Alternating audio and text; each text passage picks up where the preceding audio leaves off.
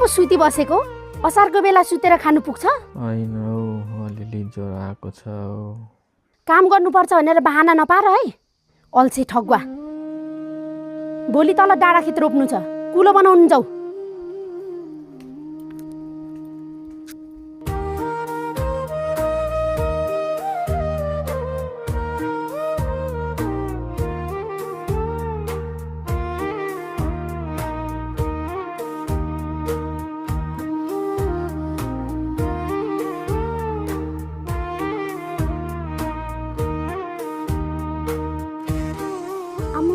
ज्वरो त लु झन् हन बढेछ त हौ। लु उठ्नु त, दबाई खानु। अनि अहिले खेतमा कुलो लाउनु छ भने कराउँदै थियो, कति छिटो दबाई लिएर आयो। होइन, मैले चाहिँ कहिले कराएँ हौ फेरि। भर्खर यहाँ कुद्दै कुद्दै माथि म्याङलुङ गएर दबाई ल्याएर आएको छु। उठ्नु त लु, दबाई खानु। म त सपना पो देखेको क्या हो, अनि कराउँदै थियो। खाली पेटमा डाक्टरले दबाई नखानु भनेको चाहिँ एकेर खानु त। पानी ल्याउँछु है ल।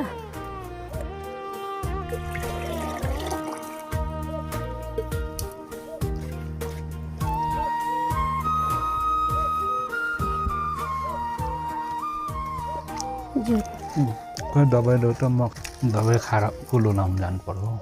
के को कुलो नासुलो?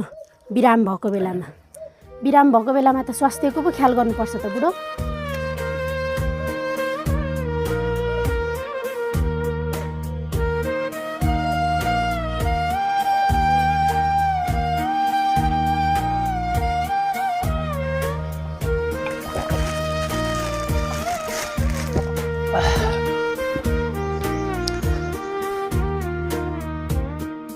मलाई त नि यो दबाईले भन्दा नि तिम्रो केयरले नै म त शान्त पो भइसकेँ।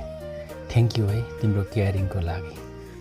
साँचो मायालाई रिसको आवेगमा निस्किएको बोली र व्यवहारसँग दाजेर हेर्नु मिल्दैन नि बुढा। अनि मैले चाहिँ कहिले दाँजेको छु त नि? छैन, तर नि जीवनमा जोसँग धेरै नजिक हुन्छ नि उसलाई नै हो है माया र रिस देखाउने चाहिँ।